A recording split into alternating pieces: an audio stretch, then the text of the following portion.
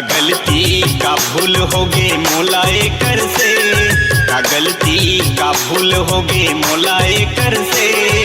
का होगे दौना बोलत नहीं है रे, का होगे बैरी देखत नहीं है ना, का होगे दौना बोलत नहीं है रे, का होगे बैरी देखत नहीं है ना।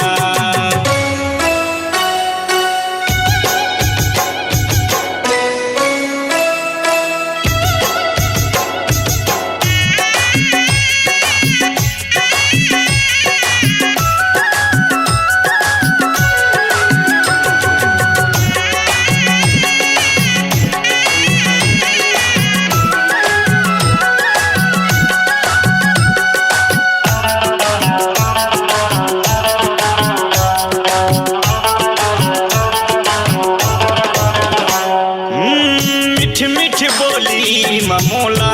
फसाए मन के बातला तय मोला नहीं बताए,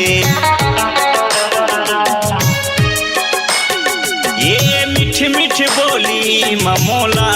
फसाए मन के बातला तय मोला नहीं बताए, उन बैरी के संगला धरे मोला मार के, उन बैरी के संगला धरे मोला मार के, का होगे दौना बोलत नहीं है रे, का होगे रानी देखत नहीं है ना।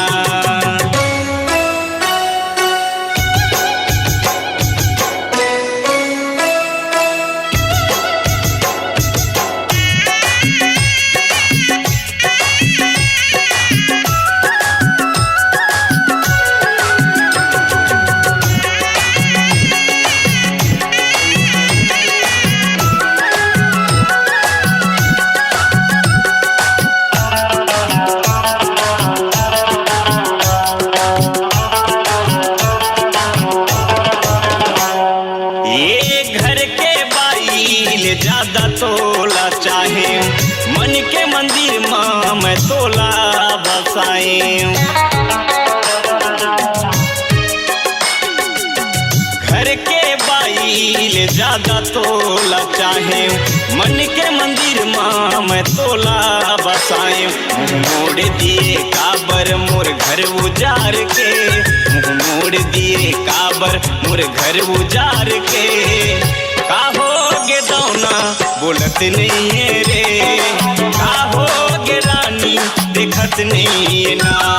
का होगे बैरी बोलत नहीं है रे, का होगे दौना देखत नहीं है ना, का होगे दौना बोलत नहीं है रे, का होगे रानी देखत नहीं है ना। अपनी आवाज को दीजिए एक नया मुकाम, डिजिटल रिकॉर्डिंग की दुनिया का जाना पहचाना नाम स्वरांजलि,